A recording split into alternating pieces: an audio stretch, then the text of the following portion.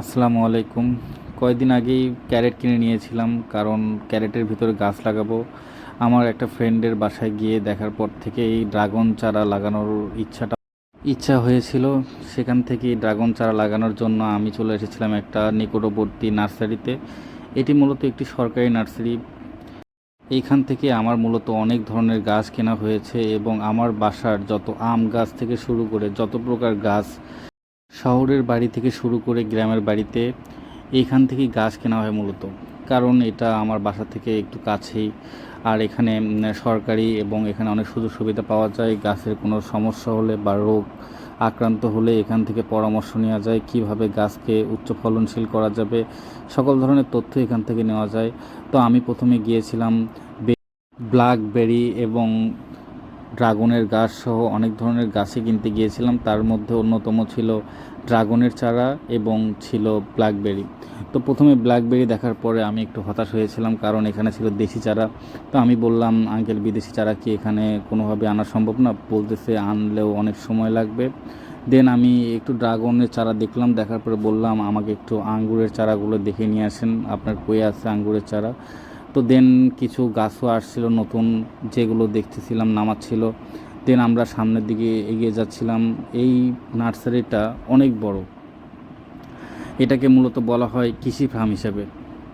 তো বিভিন্ন গাছ দেখতেছিলাম এবং সেগুলো নিয়ে বিভিন্ন প্রশ্ন করতেছিলাম, এবং কিভাবে গাছের গোড়ায় কী কী দিতে হবে এবং কী কী দিলে ভালো ফলন পাওয়া যাবে এবং কখন কিভাবে যত্ন করলে।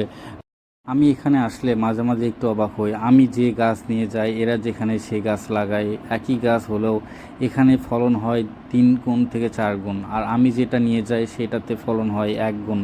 তো আমি বললাম কেন এরকম হচ্ছে। সে বলতেছে যে এটাতে গাছ লাগানোর সময় পর্যাপ্ত পরিমাণ খাবার দিতে হবে। দেন মাটিতে যেমন গোবর সার অবশ্যই দিতে হবে, পারলে কেঁচো সার দিতে পারেন। এগুলো সম্পর্কে আমি আরও আলোচনা করতেছিলাম। দেন আপনারা এগুলো সম্পর্কে আরও ভালো জানতে পারবেন আমার পরবর্তী ভিডিওগুলো দেখলে। কারণ আমি যেগুলো গাছ নিয়ে আসছি সেগুলো কিভাবে লাগাতে হবে, কিভাবে লাগাবো, সবই আপনাদের ইনশাল্লাহ জানাবো। কিভাবে লাগালে আপনার ভালো ফলন পাবেন সেটাও আপনাদের অবশ্যই বলবো। আমি এখান থেকে অনেক কিছুই নিয়ে গিয়েছিলাম, কেঁচো সার এবং জৈব সার সবই নিয়ে গেছিলাম কিনে। এগুলো প্রতি কেজি ছিল 20 টাকা কেজি করে।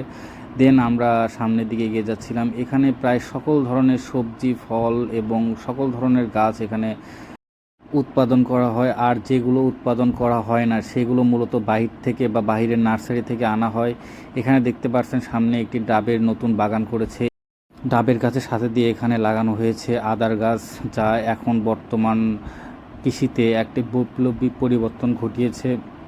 এটাতে অনেক লাভ, এবং এটাতে কোনো পরিশ্রম নেই, শুধু লাগিয়ে দিলেই হয়ে যায়।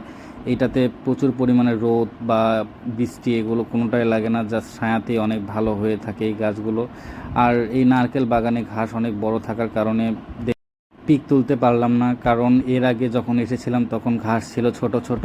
তখন পুরোটাই একটা মালদ্বীপ বা থাইল্যান্ড এমন একটা ফিল দিচ্ছিল, পুরোটা একটা নারকেল বাগান ছিল। তো আমরা দেখতে দেখতে এখানে চলে আসলাম আঙ্গুরের একটা জাত দেখার জন্য। পরে আমি দেখে পুরোটাই হাসলাম অনেকক্ষণ ধরে, যে এটা একদম বাজে একটা নারকেলের জাত। আমাকে বলেই এনেছিল এই জাতটা অতটা ভালো হবে না। পরে আমি বললাম এটা তো দেশি জাত। পরে স্বীকার করলো হ্যাঁ এটা দেশি জাত। আমি বললাম যে এটা তো আমি নেব না, আপনি এরপরে ভালো কোনো জাত আনলে অবশ্যই আমাকে বলবেন, আমি অবশ্যই আপনাদের কাছ থেকে নেব। তো এখানে মূলত সকল ধরনের পণ্য এখানে আসে, কৃষি ফার্মে যেগুলো উৎপাদিত হয় ফসল এখান থেকেই নিলাম হয়, এবং এখানে জৈব কম্পোস্ট সার সকল সার উৎপাদন হয় এখান থেকেই। এবং দেখতে দেখতে আমরা চলে আসলাম এখানে। দেখার পরে এখানে দেখলাম অনেকগুলো নতুন গাছের কলম কাটা হয়েছে। দেন দেখার পরে আমি বললাম আমি এখান থেকে কোনো গাছই নেব না, আপনি এখান থেকে চলেন, এর থেকে ভালো হবে ব্ল্যাকবেরি গাছ। তো আমি ব্ল্যাকবেরি এবং অবশেষে ড্রাগন ফল নিয়ে বাসায় চলে যাই। এবং যাওয়ার পথেও ছিল অসাধারণ সুন্দর একটি দৃশ্য, কারণ লেকের পাশ দিয়েই ফুটেছিল অসাধারণ ফুল, এবং এইখানে ঢোকার পর আপনার অবশ্যই মন ভালো হবে, এইটা আমি গ্যারান্টি দিয়ে বলতে পারি। মাঝে মাঝে যখন আমাদের খারাপ লাগে বা মানে একটু প্রকৃতির মাঝে যেতে ইচ্ছা করে তখন আমরা এখানে চলে আসি। ধন্যবাদ, আমার জন্য দোয়া করবেন, আমি একটু অসুস্থ।